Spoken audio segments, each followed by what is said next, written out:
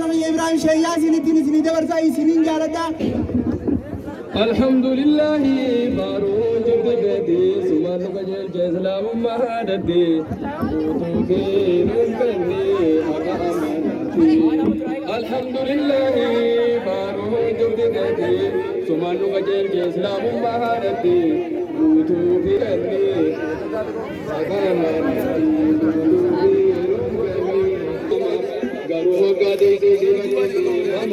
Atu degese,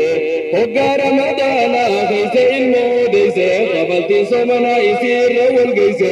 Ramadan heddo sombasin geise, kada malin jaa ibi nadal chise, ya hawa muslima burra nadagi kanade ibi bibdi geise,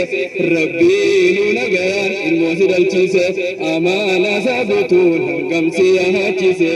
ahiya somana mana Rabbi ti gutubi Hakamanati Gutubinu Gani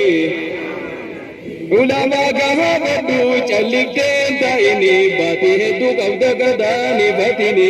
Oso Sittinduna Ramadan Kuyala Kirte Sambalik Basila Kwaisani Kada Babalu Daha Jagise Rabbini Akkasif Bukhari Ibsen Sanjihani Medafi Khabali Kada Qabdusani Ulama Gabadu Wahi Fatwati Gutubinu Gani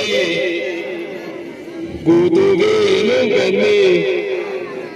Gutubinu Gani Allahu Akbar Allahu Akbar Anis bodara dam sakara nisini kudum gade asitin gabasa dam sadiyani ya Rabbi na fadani yudiyani ya khaisa chitta mana Rabbi tuni ya kahimu gaduti buka udinani Rabbi manna gada bole umbini fakana dawran tefusatini walakum bimirbi jeti malaikani wallahi min koine wale yadangani walluha garsisu